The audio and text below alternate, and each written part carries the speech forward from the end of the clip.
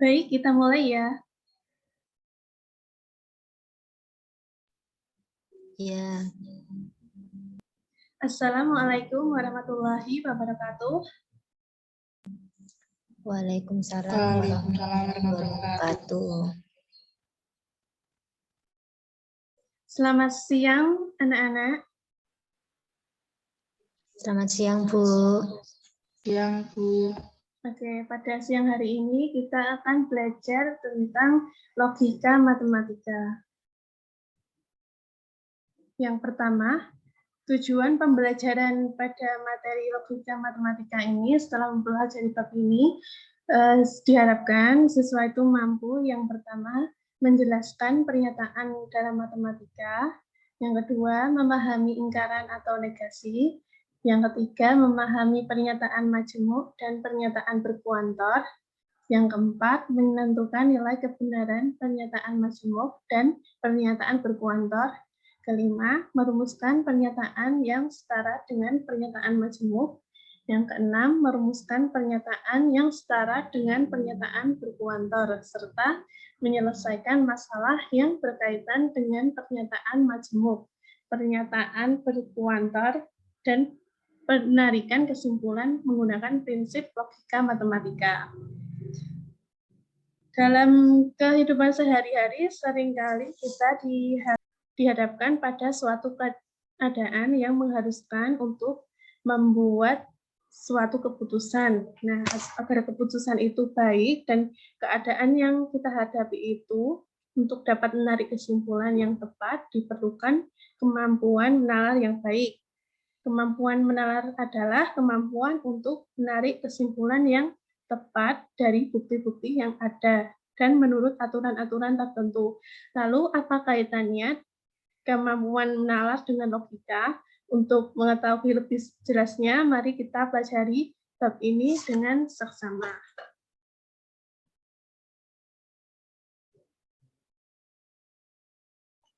Nah, di materi logika matematika ini, nanti yang akan Anda pelajari yaitu ada pernyataan, kalimat terbuka, nilai kebenaran dan negasi, ada pernyataan majemuk, ada converse, inverse, dan kontraposisi, ekuivalensi, kontradiksi, dan tautologi, pernyataan berkuantor, dan yang terakhir itu ada penarikan kesimpulan. Next. Nah, yang pertama itu ada pernyataan. Pernyataan itu apa? Pernyataan adalah suatu kalimat yang bernilai benar atau salah, tidak keduanya. Secara garis besar kalimat dibagi menjadi dua macam, yaitu kalimat berarti dan kalimat tidak berarti. Yang pertama, kalimat berarti itu adalah kalimat yang dapat ditarik pengertiannya, masuk akal, dan berarti. Contohnya, mudah-mudahan tercapai cita-citamu, adikku berusia 15 tahun. Sejuk benar udara pagi ini. Nah, kalimat berarti ini masih dibagi menjadi dua lagi, diantaranya sebagai berikut. Yang pertama, pernyataan atau kalimat deklaratif atau preposisi. Pernyataan adalah kalimat yang dapat ditentukan nilai kebenarannya. Bisa benar atau salah, tetapi tidak bisa keduanya. Contoh, Sungai Bengawan Solo berada di Jawa Tengah. Itu benar ya. Terus yang kedua, ada semua bilangan genap habis dibagi dua, itu juga benar. Yang ketiga, ada 3 dikali 5 ditambah 2 sama dengan 21. Salah ya. Hasilnya berapa? 17. Oke. Yang kedua, bukan pernyataan atau kalimat non-deklaratif. Suatu kalimat merupakan bukan pernyataan jika kalimat tersebut tidak dapat ditentukan kebenarannya atau kesalahannya, atau mengandung pengertian relatif. Contoh, hapuslah papan tulis itu. Jam berapa kamu akan pergi? Selamat jalan.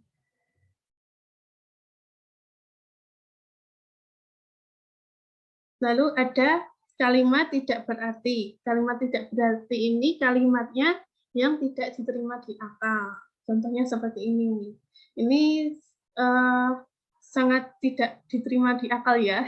Ikan tangga mendidik siapa, itu kalimat tidak berarti. Yang kedua, kalimat terbuka. Kalimat terbuka adalah kalimat yang memuat variabel, sehingga belum dapat ditentukan kebenarannya. Jika variabel tersebut diganti dengan konstanta, akan menjadi suatu pernyataan. Variabel adalah lambang atau simbol yang menunjukkan anggota yang belum diketahui dalam semesta pembicaraan.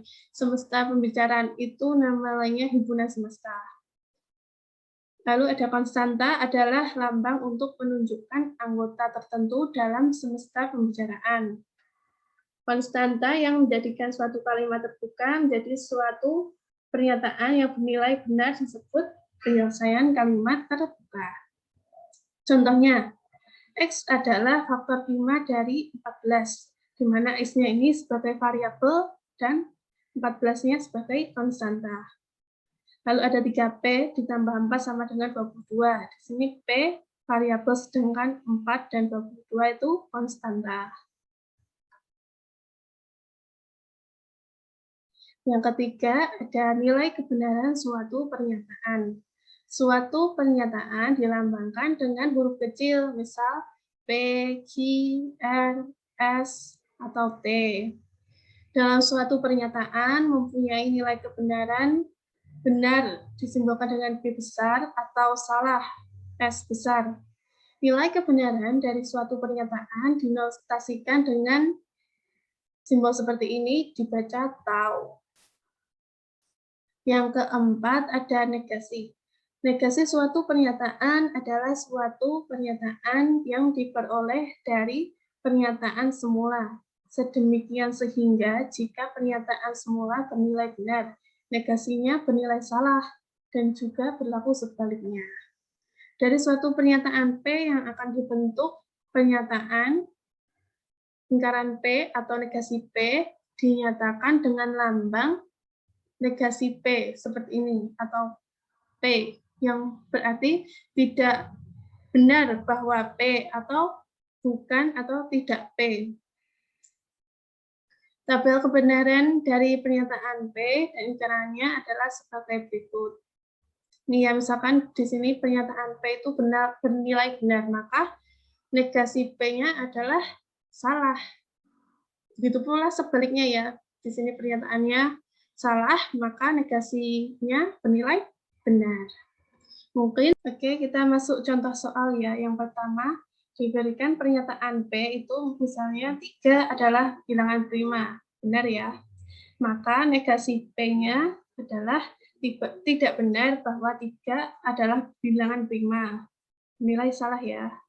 Terus atau bisa juga ditulis 3 bukan bilangan prima. Salah. Nilai juga salah. Terus yang kedua, pernyataan P, pelajar SMA berusia antara 14 tahun sampai 23 tahun. Benar. Maka negasi P bisa ditulis tidak benar bahwa pelajar SMA berusia antara 14 tahun sampai 23 tahun. Nilai salah. Atau bisa ditulis juga pelajar SMA tidak berusia antara 14 tahun sampai 23 tahun. Nah, dari contoh di atas ini tampak bahwa jika P-nya bernilai benar, maka negasinya bernilai salah. Lalu jika P-nya bernilai salah, nanti negasi P-nya bernilai benar. Nah, sampai di sini ada yang ingin ditanyakan?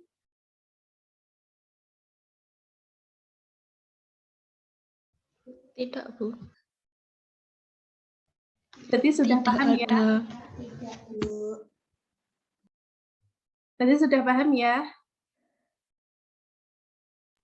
Insya Allah. Baik. Sudah. Oke. Cukup sekian pelajaran siang hari ini. Kita cukupkan ya, kita sambung di pertemuan selanjutnya. Wassalamualaikum warahmatullahi wabarakatuh. Waalaikumsalam warahmatullahi wabarakatuh.